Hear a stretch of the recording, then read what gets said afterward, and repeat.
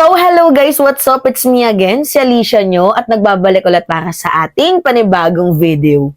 So, eto na nga, mga minamahal, nagkagulantangan ang mga DDS ngayon sa inilabas na memo, sa inilabas po na panibagong pahayag statement ng Iglesia ni Cristo. As in, yung iba pa nga mga minamahal ay parang nagtampo ng slight. Kasi ang expected ng mga DDS sa rally sa January 13 ay para daw po kay Sara Duterte. Which is ano yung paglilinaw ng Iglesia ni Cristo. Ang rally na yon ay para po suportahan ang sinabi ni President Bongbong Marcos na wag i-impeach itong si Vice President Sara Duterte. Yan po yung naunang statement ni PBBM na hanggang ngayon hindi pa nasundan. First and last na statement ni PBBM na hindi na po nasundan. Nailik nga po ni Catherine Ying.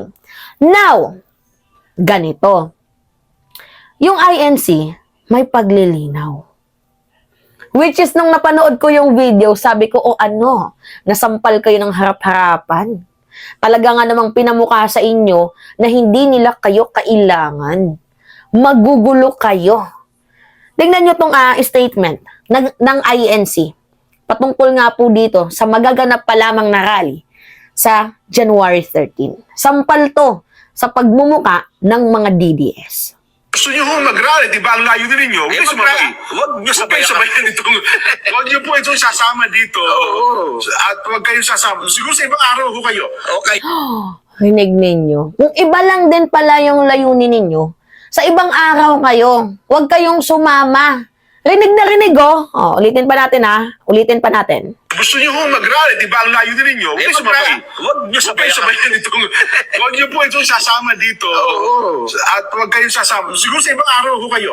Okay, diba? yung mga pinopost mo sa social media, nasabi mo, itong mga gagawin mo sa rally mo, Yan. ayan na, supportado na tayo ng grupong malaki. Kasi itong agenda mo, hindi ko kami kasama niyan. Hindi eh. Mga iba ho yan.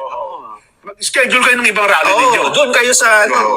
Sapagkat ito pong rally ito, inulit namin Tandaan niyo po, National Rally for Peace. Para po ito sa kapayapaan. Hindi po para sa injustice o ano pa man, ibagsak sa ganito, i-impeach sa ganito. Hindi po. Okay. Malinaw naman ata yung mensahe ng INC na yung rally ay for peace. So kung yung layunin mo dito ay BP Sara Duterte lang sa kalam, Marcos bangag, Marcos adik, sa ibang araw ka na mag-rally. So sa madaling sabi, sa ibang araw na mag-rally yung mga DDS. Kasi yung rally ng INC ay for peace. Intindihan ninyo? Pero, mga minamahal, posible naman na baka nagbago lang yung tono. Pwedeng ganun. Pero hindi ko naman sinasabi na nagbago ang kanilang tono. Baka naman nagbago lang yung kanilang tono. Kasi parang namumukaan ng mga Pilipino na yung Iglesia ni Cristo ay para talaga at sumusuporta talaga kay Vice President Sara Duterte. Yun lang naman yung mga naiisip ng ibang mga Pinoy kung mababasa natin sa comment section. Na, ang sabi nila, bakit parang nagbago na yung tono ng Iglesia ni Cristo? Kasi ano ba yung sabi sa balita noon? Pakita ko yung nandito sa balita, News 5 to, mga minamahal. GMA News pala. Yan, Ano yung nakalagay dyan? Ang sabi dyan, mga minamahal, INC to hold rally to oppose impeachment move versus VP Sara Duterte. So, sa madaling sabi, ayaw daw ng Iglesia ni Cristo na ma-impeach itong si Sara Duterte kaya sinusuportahan nila. Parang ganon. Which is, para sa akin, parang iba yung tono Kasi pwede naman sabihin na magrarally sila para suportahan yung sinabi ni President Bongbong Marcos.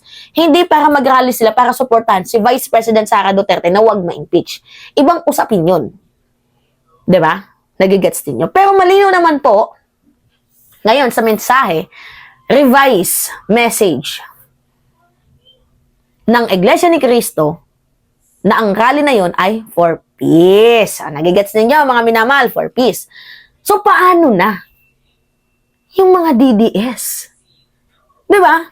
Paano na po yung mga DDS na baka mamaya may mga banner dyan, mga naka-green? Diba? So, paano na sila? Kasi expected nila na yung rally na yun ay pro-Sara rally. Pero paano yan? May paglilinaw ang INC. Na kung yung gagawing rally lang naman ninyo ay para pabagsakin si ganito ganyan, huwag na kayong sumama, sa iba na lang. Ang linaw, di ba, ng statement ng Iglesia ni Cristo patungkol sa rally na gaganapin sa January 13. Uy, by the way, malapit na. Anong petsa na ngayon? 8 na. 9, 10, 11, 12, 13. 5 araw na lang, mga minamahal. So, 5 days before, may inilabas na silang statement na meron na silang paglilinaw.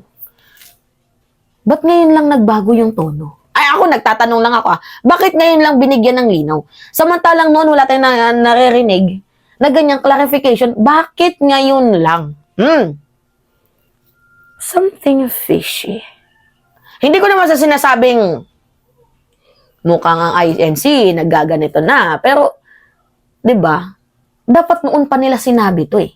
Kasi umasa yung mga DDS. Di ba, umasa yung mga Duterte Balahura supporter. Ngayong rally na yan ay for pro-Sara rally. Eh ngayon, may clarification. Hindi ako sa natutuwa na napahiya yung mga DDS, pero ako'y nagtataka na bakit ngayon lang. Na dapat sana matagal na nilang ginawa. Since nung nag-announce na may gagawing rally ang Iglesia ni Cristo. So bakit ngayon lang? Mga minamahal, again, I'm not making an intrigue. I'm just asking a question kung bakit ngayon lang. Diba? Sana mayroong makasagot. Bakit ngayon lang po nila inanunsyo? May nabago ba? Meron bang natakot? Ano ba yung reason? Bakit ngayon lang nagbigay ng clarification? Alright. So, by the way, yun po, mga minamahal. Pahiya, mga DDS dito. Anyway, again, it's me, si Alicia nyo. Pahingi lang po ko ng mga minamahal ng like sa video na to. Tapos, mag-comment din kayo. Kasi mahalaga ang opinion ng bawat Pilipino na nagko-comment dito sa ating vlog. Tapos, isubscribe nyo na din yung ating video. Subscribe ninyo. Tapos, i-click po yung notification bell para maging updated sa mga susunod pa nating mga video. Again, it's me, si Alicia nyo, at nagbabalik ulit para sa ating panibagong video. Maraming salamat, mga minamahal.